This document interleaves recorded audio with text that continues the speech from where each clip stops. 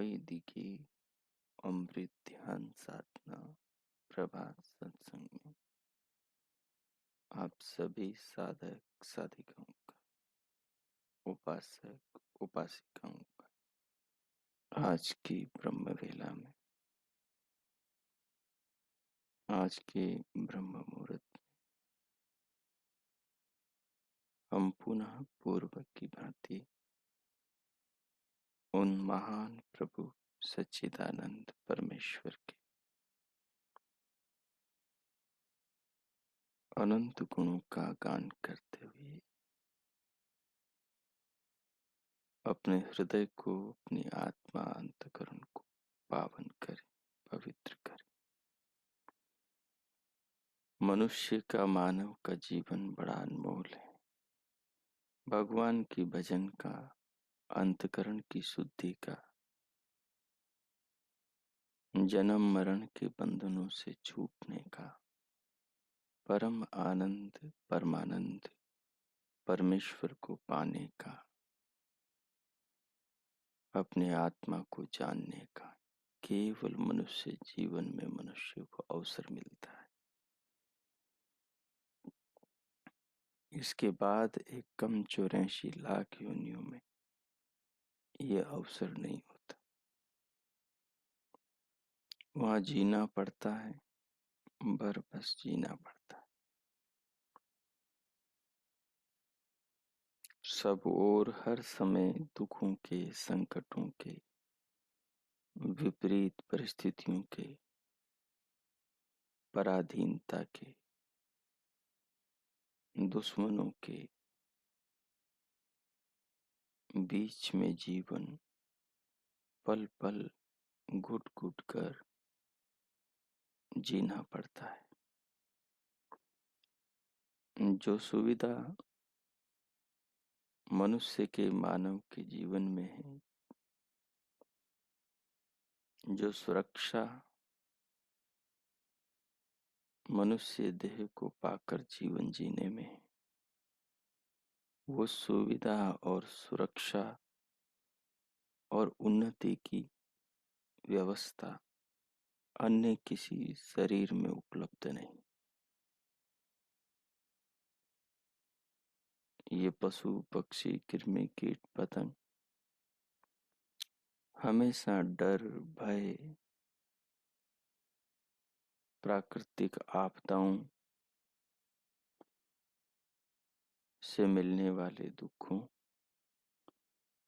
और स्वजाति और परजाति के जीवों से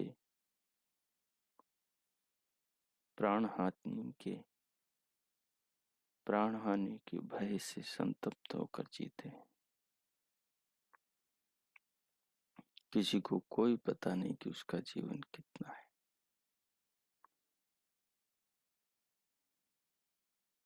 केवल मनुष्य का जीवन सुरक्षित है। मनुष्य अच्छा व्यवहार करके, अच्छा ज्ञान ग्रहण करके जीवन को अच्छी तरह व्यवस्थित करके स्वयं को जान सकता है, दुनिया को, संसार के रहस्यों को और इस विश्व को बनाने वाले भगवान को जान सकता है।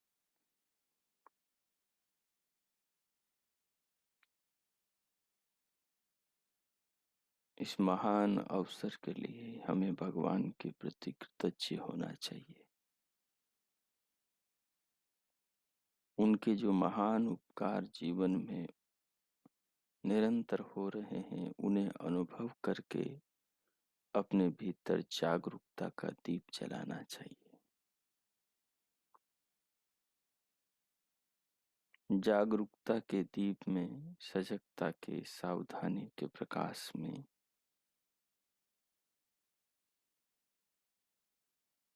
अपनी आत्मा को, अपने इंद्रिय ग्राम को, अपनी समग्र चेतना को आत्म कल्याण में लगाना चाहिए। आत्म कल्याण का जो सबसे मूल सूत्र है वो संस्कार है। जितना संस्कार उत्तम बातों के, उत्तम ज्ञानों के, उत्तम सिद्धांतों के, उत्तम जीवन से संबंधित विषयों के संस्कार बनेंगे, उतनी ही हमारी आत्मा नीचे से ऊपर उठेगी।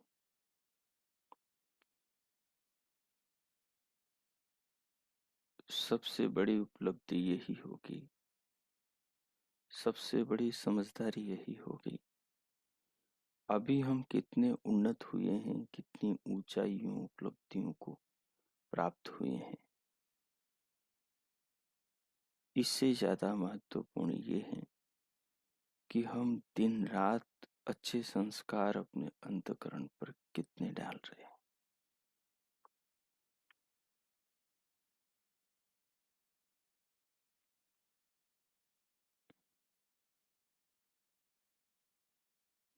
अपने आप को उन्नत करने का जो ये सुविधाजनक अवसर तरीका है, इस पर किसी का कोई आक्रमण नहीं है, कोई बंदिश नहीं है। इसे करने में आप पूरी तरह स्वतंत्र और सुरक्षित हैं। जितना चाहें उतना आप अपना आत्मनिर्माण कर सकते हैं। जो आप अच्छे शास्त्रों का अध्ययन करेंगे, त्यों उनके संस्कार अंतःकरण पे पढ़ते चले जाएंगे। उनकी ज्ञान की बातें, जीवन उपयोगी सिद्धांत और तत्वों के स्वरूप का ज्ञान चित्त में छपने लग जाएगा, और यही आत्मा को उन्नत करने में, सामान्य से विशेष उत्तम श्रेष्ठ स्वभाव के निर्मित करने में आधार बनेगा। यही बुद्धि को तीक्ष्ण और सूक्ष्म करने में, यही बुद्धि को मेधा सुमेधा प्रज्ञा में रूपांतरित करने में सहायक बनेगा। तो जितना ज्यादा से ज्यादा हो अपने अंतःकरण पर, अपने चित्त पर अच्छी बातों के, अच्छे अनुभवों के, ध्यान के, परमात्मा के भजन के, आत्मचिंतन के, सृष्टि में हो रही प्रभु की अनंत कृपाओं के मनन के, अपने शरीर में भगवान की कृपाओं के साक्षात अनुभव के संस्कार अपने चित्त पर डालना चाहिए। यही अपनी संपदा है, यही अपने साथ जाने वाली वस्तु है, और यही आत्म सुधार का आधार है। यही वो शक्ति है जो हमें जन्म मरण के बंधनों से छुड़ाने में सक्षम है। ये शक्ति जितनी मजबूत होगी, हम जीवन में उतने ही आगे, उतनी ही तीव्रता से, उतने ही पहले पहुंचेंगे। इसलिए आत्मचिंतन करें और अपने संस्कारों की संपदा का विस्तार करें, संस्कारों की संपदा का निर्माण करें। सर्वप्रथम जिस आसन पर आप बैठे हैं, उस आसन को अनुभव करें। सिर से पांव तक की पूरी देह को, पांव से सिर तक के पूरे शरीर को अनुभव करें। अनुभव करें कि इसमें अनुभव करने वाले आप हैं, और जिसे अनुभव कर रहे हैं वो आपका शरीर है, उसमें आप बैठे। इस प्रकार से सोचने से बुद्धि जीवन के प्रति आत्मा को जागरूक करते हैं। जो विचार चित्त में हम उठाते हैं, वो विचार चित्त में वृत्ति के रूप में चलते हैं। जो विचार चित्त में वृत्ति रूप में चलते हैं, उन्हीं विचारों से आत्मा तदाकार होता है। जिन विचारों से आत्मा तदाकार होता है, वही बुद्धि, वही ज्ञान उस समय आत्मा को होता है। उस ज्ञान के अनुरूप ही हमारा सारा मस्तिष्क, सारा स्नायु तंत्र, सारे ज्ञान तंतु सक्रिय हो जाते। सिर से पांव तक की पूरी देह हमारी उसी भाव से युक्त हो जाती। इसलिए ऐसे भाव बनाएं, ऐसे विचार उठाएं चित्त से, जो विचार आपकी बुद्धि को, आपके पूरे व्यक्तित्व से आध्यात्मिक भाव में जोड़ने वाले हो। आत्मा उन क्षणों में, उन्हीं भावों में गहरा उतर जाएगा। आत्मा जिन भावों में उतरेगा, उन भावों के उन क्षणों में संस्कार बनेंगे। वही संस्कार धीरे धीरे धीरे धीरे बढ़ते चले जाएंगे।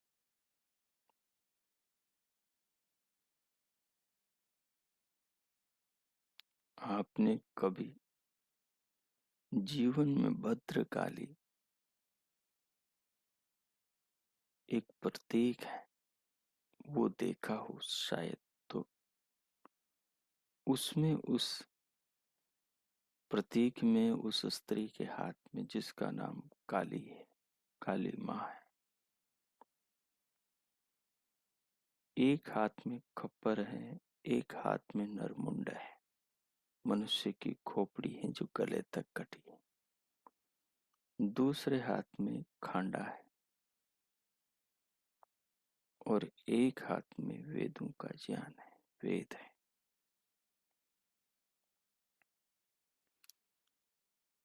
उस माई की आंखें बड़ी हैं और उसकी जीभ भी बाहर निकली है,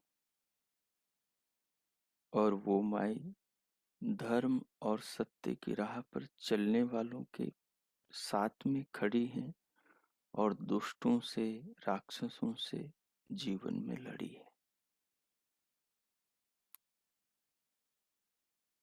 उस काली माई की विशेषता ये है कि जिन राक्षसों को इस प्रकार का वरदान प्राप्त है कि उनकी एक बूंद भी शरीर की लहू की धरती पर गिरी तो उससे एक और राक्षस पैदा हो जाएगा, तो वो माई ऐसे राक्षसों को एक हाथ से उसकी जटा पकड़कर दूसरे हाथ के खांडे से उसकी गर्दन काटती है, और तीसरे हाथ से खप्पर से उसके गर्दन के रक्त को वो कटोरे में ले लेती है, उसको गिरने नहीं देती और उसको पी जाती है। तो उस बूंद के न गिरने से, उसको पी जाने से उस राक्षस से अन्य और राक्षस पैदा नहीं होते।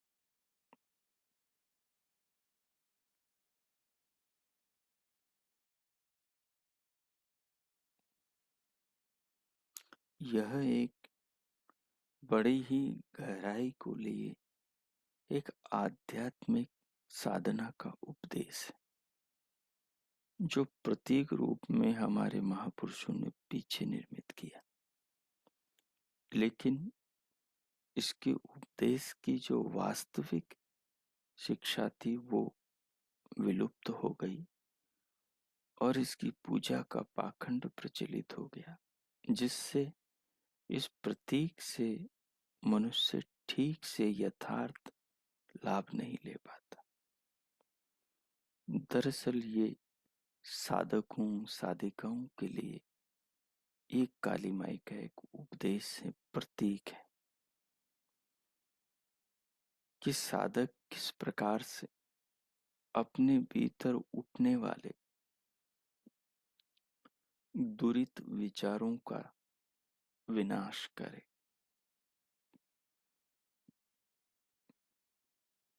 मनुष्य के जो मन है, इस मन में देवता और राक्षस है।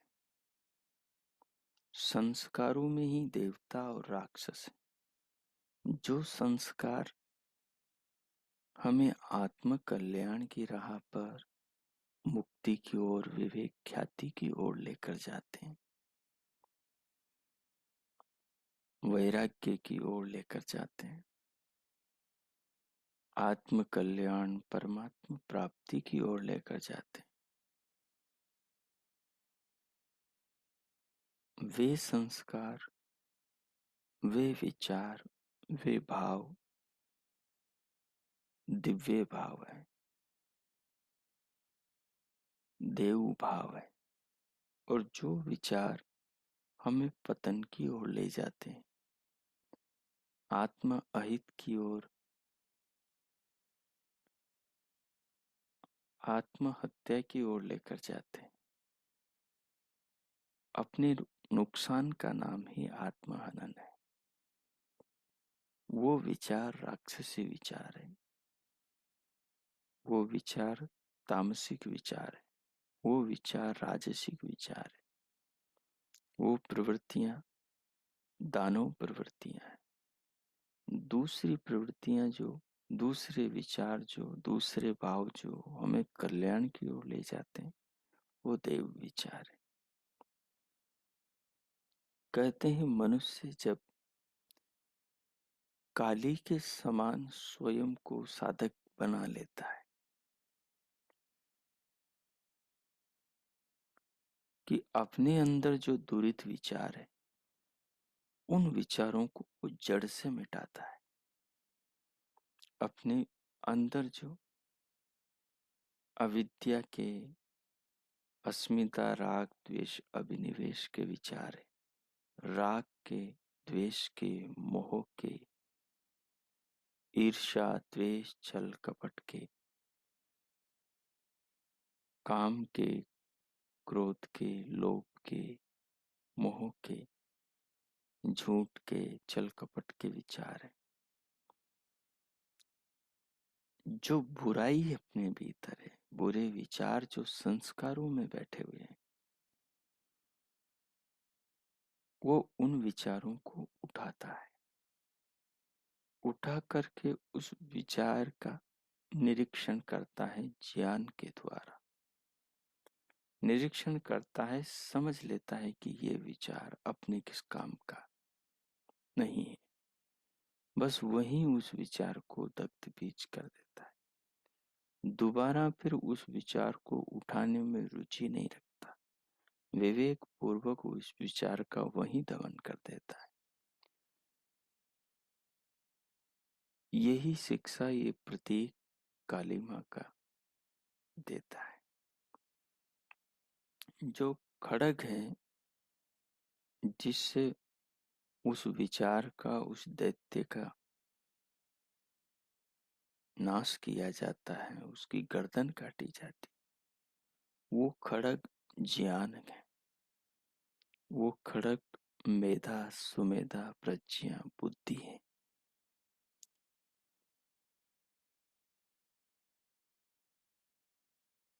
और जो वो खप्पर है, जिसमें वो उसके रक्त को, जो जमीन पर गिर के और दैत्य को पैदा कर सकता था, उसको वो उसमें धारण करती और पी जाती। उसका अभिप्राय बस इतना है कि जो संस्कारों में बुराई है, वो बुराई जैसे ही वृत्ति का रूप लेती, तो वृत्ति का रूप लेते ही ज्ञान के कपर में ये खोपड़ी मनुष्य की जो है, ये उल्टा कटोरा है। तो इसमें वो उस विचार को धारण कर लेता है। जो संस्कार से निकला है, जो मन के पात्र में चला आया है, उसको बुद्धि की ज्ञानाग्नि द्वारा जलाकर वो भस्म कर देता है। उसके पास में वेदों का ज्ञान है।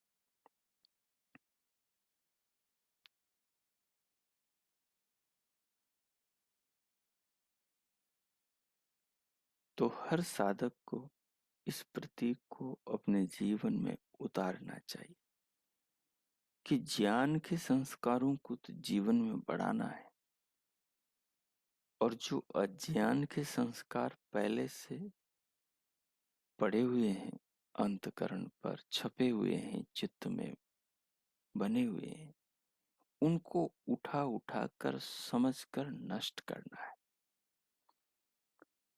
ये समझना है कि मेरे अंदर ये जो बुराई है, ये मेरे किस काम की है, इससे मेरे को मिलना क्या है, इससे मेरा नुकसान है या फायदा है। जब हम देखेंगे कि इस विचार से, और ये विचार जिस व्यवहार से जुड़ा है, उस व्यवहार से बनने वाले संस्कार से उत्पन्न होने वाले कर्माशय से सिवाय मेरे नुकसान के और कुछ भी नहीं, तो समझेंगे कि ये विचार तामसिक विचार है। समझेंगे कि ये विचार दानव प्रवृत्ति का विचार है। ये विचार जितना दोहराया जाएगा, जितना इस गलत काम को, गलत विचार को, गलत व्यवहार को किया जाएगा, उतना ही ये संस्कार मेरे ऊपर और ज्यादा मेरे अंदर रिपीट होने से गहरा बनता चला जाएगा। जो संस्कार जितना गहरा होता है, उस संस्कार को मिटाना उतना ही कठिन होता है। तो इसलिए ये संस्कार दोबारा रिपीट ना हो, ये विचार दोबारा मेरे अंदर ना आए, इसलिए इस विचार को, इस विषय को अच्छे से विवेक पूर्वक समझ लिया जाए। ये जो समझना है, यही उस बुरी प्रवृत्ति को नष्ट करना है। यही ज्ञान के खांडे से, खड़क से उस दानव का नाश करना है। और ये ज्ञान का जो शस्त्र है, यही तो वेदों से प्राप्त मेधा, सुमेधा, बुद्धि, प्रज्ञा है। तो शस्त्र ही बुद्धि है,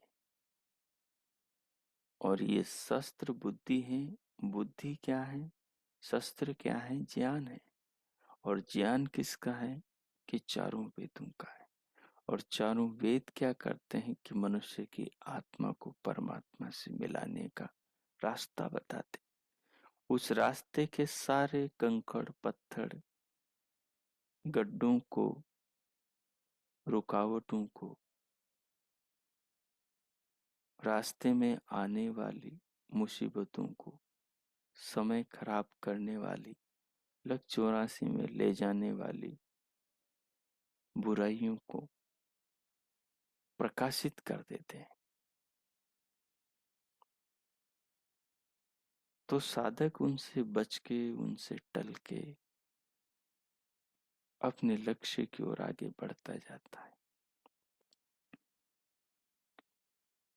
इसलिए मनुष्य को ये विचार, साधक को ये विचार अपने भीतर बिठा लेना चाहिए कि जीवन की जो वास्तविक संपदा है, वो संपदा है अपने संस्कार। हमारे पास कितना धन है, कितना वैभव है, हम गरीब हैं कि अमीर,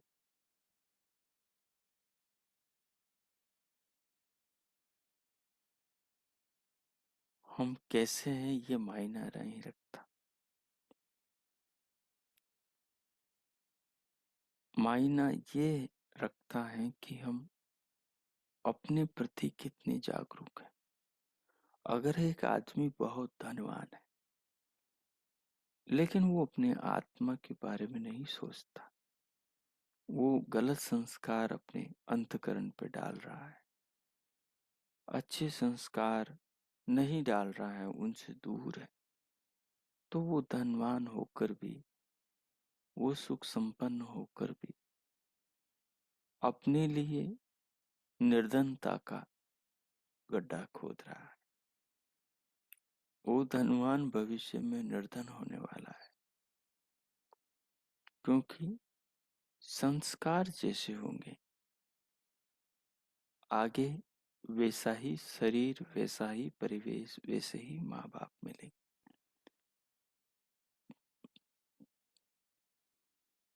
बुरे विचार से बुरे व्यवहार पैदा होते, बुरे व्यवहारों से पाप कर्माशय बनता है और पाप कर्माशय से दुख की प्राप्ति होती, और दुख की प्राप्ति के लिए वैसा वातावरण, वैसे माँ बाप, वैसा शरीर, वैसी परिस्थितियां मनुष्य को प्राप्त होती। ये काम धन संपन्न व्यक्ति घर बैठे आराम से एक निर्धन व्यक्ति से ज्यादा अच्छे से कर सकता है। भगवान मनु कहते हैं, मखमल के गद्दों पर बैठकर जो तप करता है,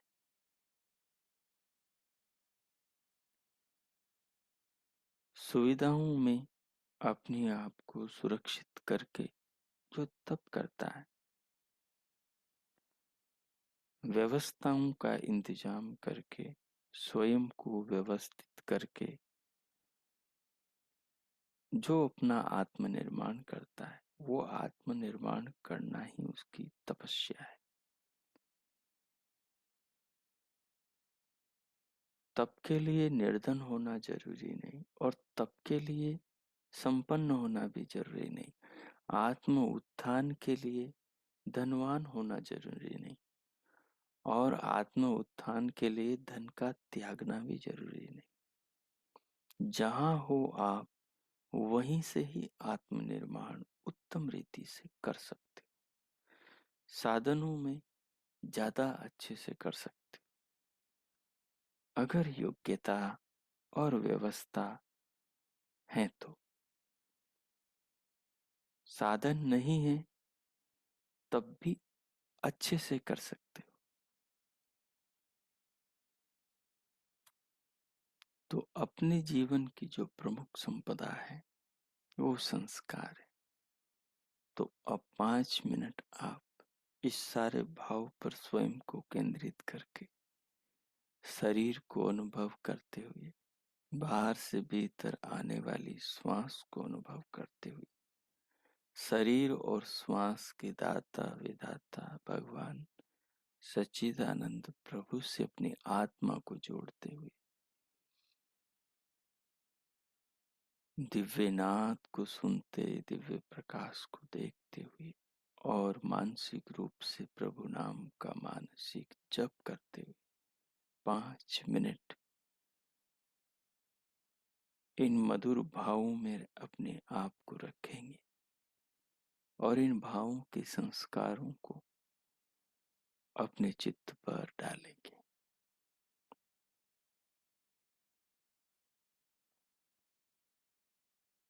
प्रभु अंदर बाहर सर्वत्र विराजमान, वो सृष्टि की हर वस्तु के अपनी व्यवस्था और नियमों से रचने वाले, वो सबके ज्ञाता हैं, सबके स्वामी हैं, सारे विश्व के धारण पोषण करने वाले हैं। वो हमें सुन रहे हैं, देख रहे हैं, जान रहे हैं। धीरे धीरे श्वास लेंगे, श्वास को अनुभव करेंगे और अनुभूति के आधार पर अनुभव करते हुए अपने भीतर भगवान से आत्मा को जोड़ने वाले भाव बनाएंगे। अब मैं मौन होता हूँ, 5-7 मिनट आप ये प्रयोग करें दत्त होकर। ओम कीच।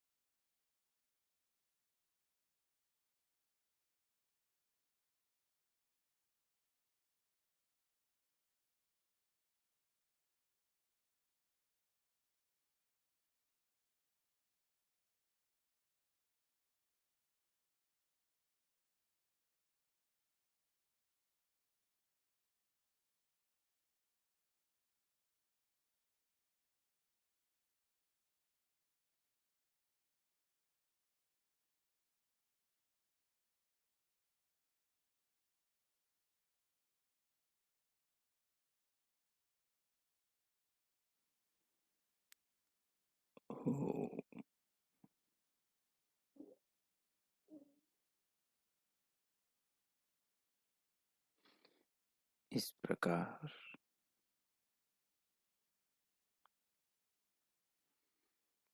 शरीर को, श्वास को, दिव्य नाद, दिव्य प्रकाश को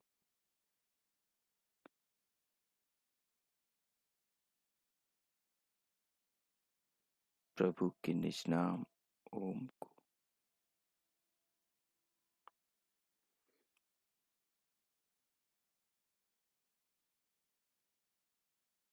जीवन के कल्याण में, आत्म उत्थान में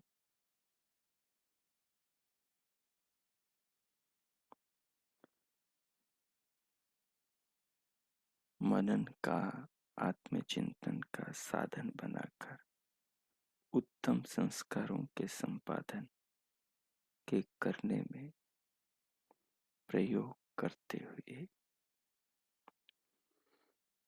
अब स्वयं को भीतर से बाहर लाएंगे।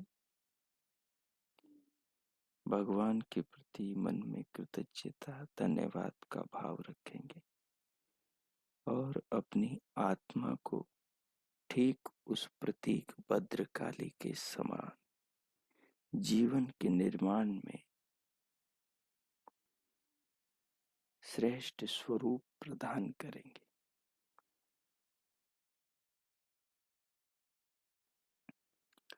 जीवन में जो भी काले संस्कार हैं, बुरे संस्कार हैं, उन सब बुरे संस्कारों को भद्र करने वाली उस काली माई की भांति अपने आत्म ज्योति के द्वारा दग्ध बीज करने का संकल्प लेंगे।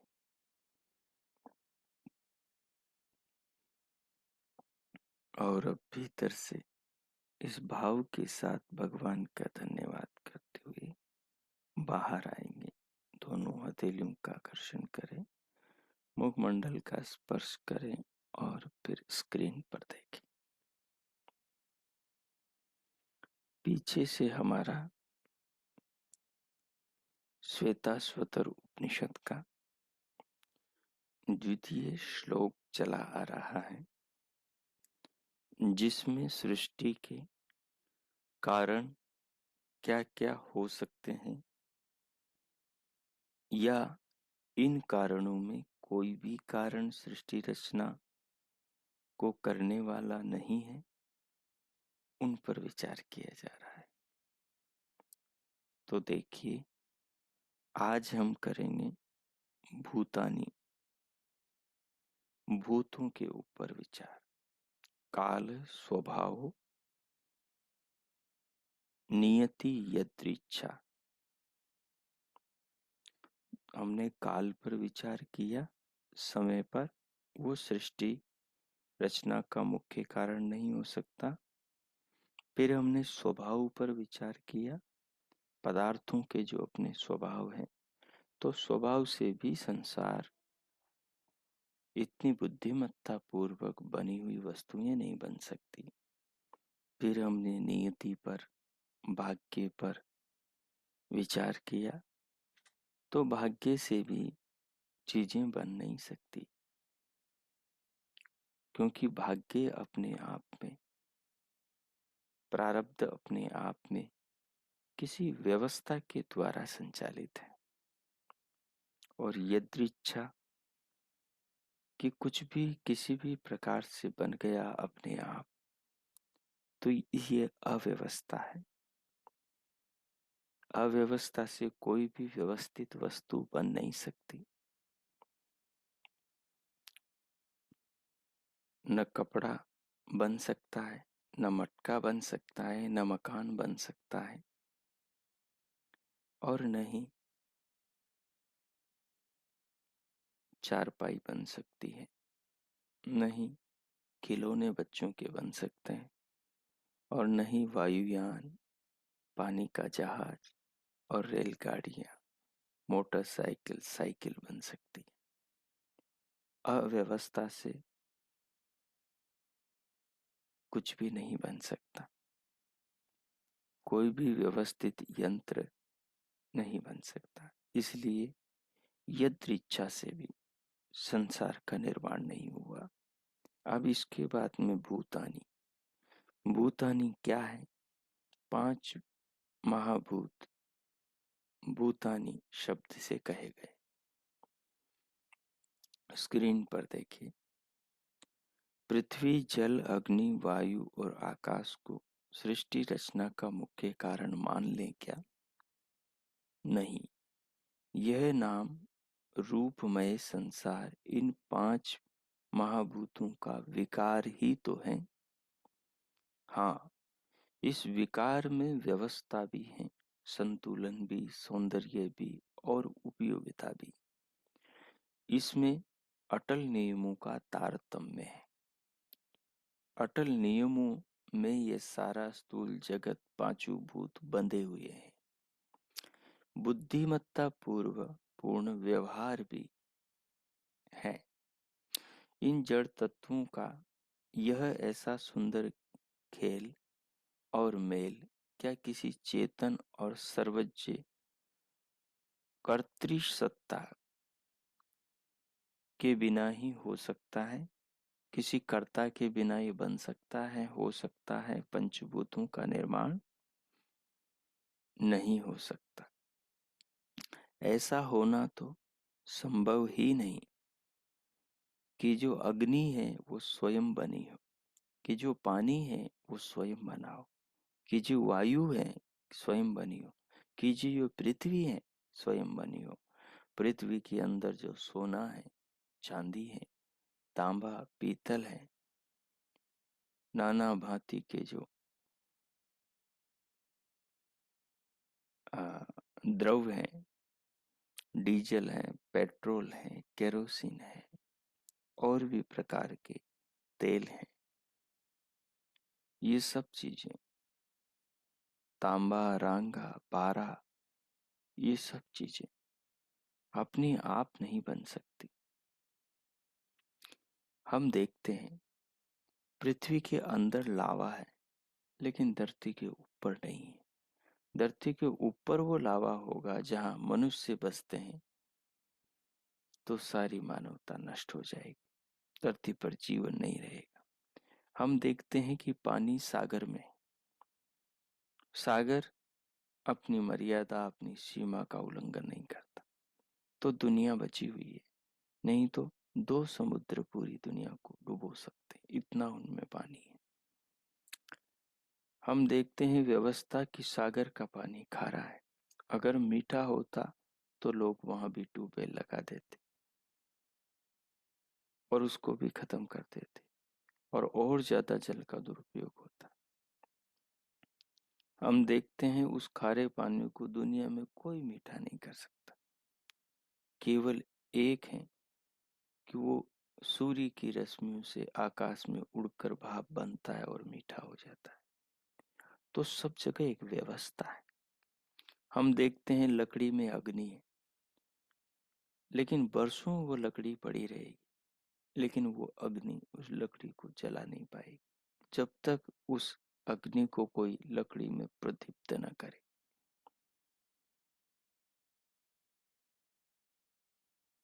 तो 5 भूतों में गजब की व्यवस्था है। तो इस व्यवस्था को देख करके लगता है कि मिट्टी ने अपने अंदर ये गुणवत्ता खुद पैदा नहीं करी, क्योंकि मिट्टी में कहाँ वो योग्य था। मिट्टी अपने आप को जानती, अनुभव थोड़ी न करती। अग्नि, वायु, आकाश ये तो देव जड़ है। इसलिए कहा नहीं नहीं, ऐसा होना तो संभव ही नहीं। किसी सर्वज्ञ और सर्वशक्तिमान, सर्वशक्ति संपन्न कर्ता के अभाव में, उसकी कृपा और सहायता के बिना संस्कृति का यह सुव्यवस्थित खेल संसार में कैसे खेला जा सकता है, जो सब कुछ इतना व्यवस्थित है। हम कई चीजों को पांचभौतिक शरीर में देखते हैं जो हमारी आश्चर्य की सीमाओं के पार चला जाता है। हम सब देखते हैं कि ये जो पशु हैं, ये जो चारा खाते हैं, ये हरा खाते हैं, लेकिन इनके शरीर में जो दूध बनता है वो श्वेत बनता है। 1 महीने तक एक पशु को आप केवल हरा चारा खिलाओ।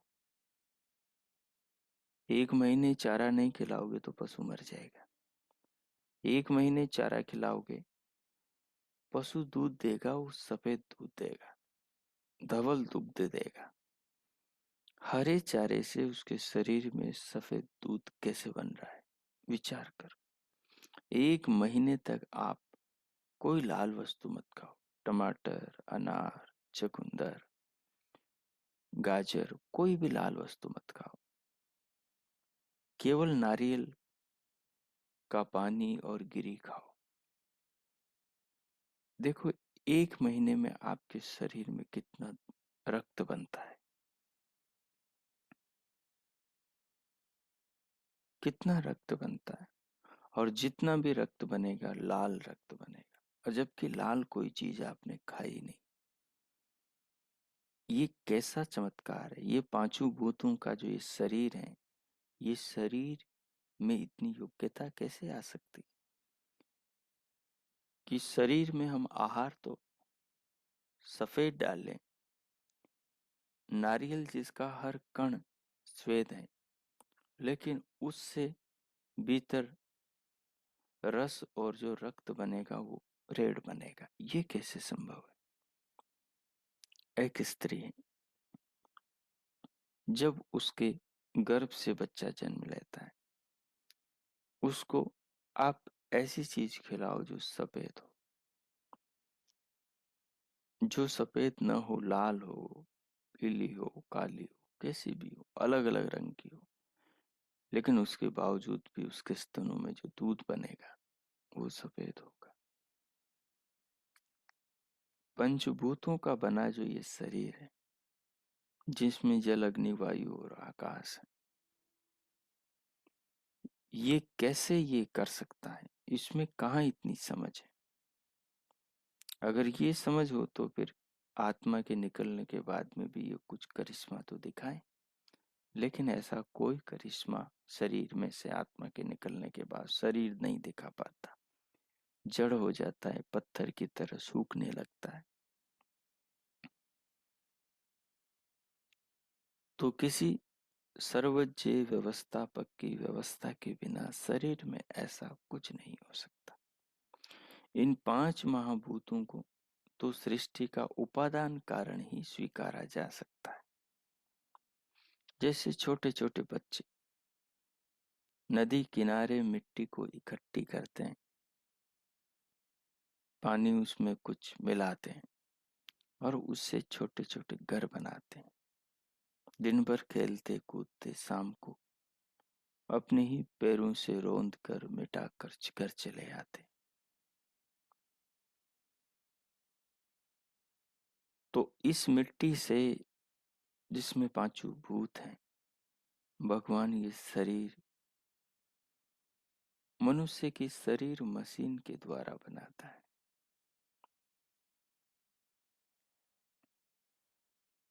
न कि पांचों भूत खुद बनाते हैं। पांचों भूत उपादान कारण है।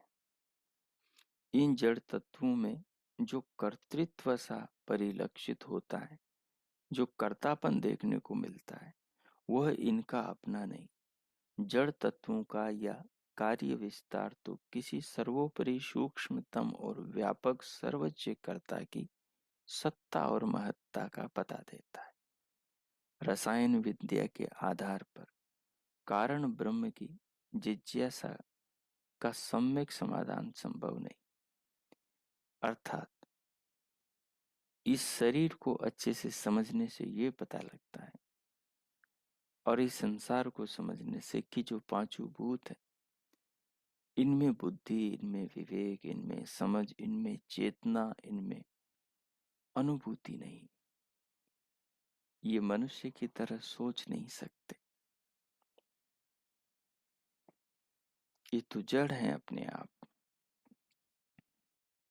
जैसे मनुष्य इस जड़ शरीर का और इन पांचों भूत का प्रयोग करके नाना आविष्कार वस्तुओं का निर्माण करता है। तो मानव एक चेतना है शरीर के भीतर, तो वो चेतना बुद्धि आदि का प्रयोग करके नाना आविष्कार करती है इन पंचभूतों से। ठीक इसी प्रकार जो विश्व चेतना परमात्मा है, वो इन पंचभूतों को आधार बनाकर इनके द्वारा संसार के समस्त पदार्थों का निर्माण करती। इसलिए ये पंचभूत सृष्टि रचना के उपादान कारण हैं, न कि निमित्त कारण। प्रश्न प्रारंभ हुआ था कि सृष्टि का निमित्त कारण कौन है, बनाने वाला। तो पांचों भूत भी सृष्टि के निमित्त कारण, निर्माता नहीं है। इस प्रकार यहाँ पर ये भूतानी, जो भूतों से क्या संसार बना, ये बात पूरी होती है। भूतों से संसार बनाया गया है, भूतों ने संसार को नहीं बनाया। पांचों भूत उपादान कारण है, संसार के निमित्त कारण नहीं। तो अब आज के पाठ को हम यहीं विराम देते हैं और इस पर आप विचार करेंगे। भद्रकाली वाले प्रतीक पर भी, उसमें आत्मा ही भद्रकाली है। जो काली चीजें हैं वो हमारे कर्म, बुरे संस्कार, अविद्या है, और भद्र कल्याण करने वाली आत्मा है, उनका नाश करके स्वयं का। तो ये प्रतीक है, ऐसा कोई व्यक्ति संसार में न हुआ है, न हो सकता है। मनुष्य ही इस प्रतीक को जीवन में उतार करके राष्ट्र का कल्याण, अपने जीवन का उत्तम उत्थान करता है। इस देवी को आप राष्ट्र रक्षा, स्वतंत्रता या आजादी की देवी के प्रतीक के रूप में भी ले सकते हैं। ओ, अब आज के पाठ को इतना ही रखेंगे। 2 मिनट आप प्रभु का धन्यवाद करेंगे इस ज्ञान को आधार बना करके, और परमात्मा से अपने आत्मा को जोड़ करके आत्म संवाद, आत्मचिंतन करेंगे। मैं मौन होता हूँ। 2 मिनट आप भगवान के साथ अपनी आत्मा को जोड़ें। ओम कीजिए।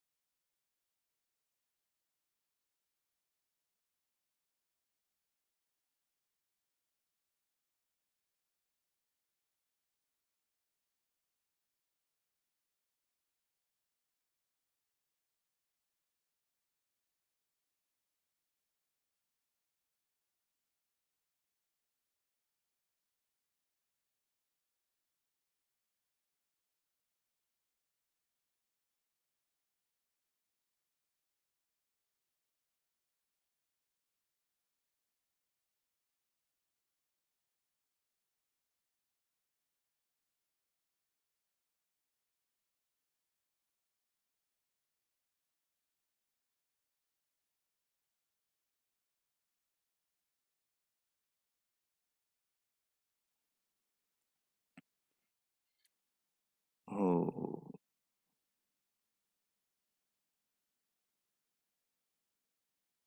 हो इस प्रकार उन महान प्रभु से प्राप्त जीवन को ध्यान में रखते हुए, भगवान का धन्यवाद करते हुए, अब हम शांति पाठ करेंगे।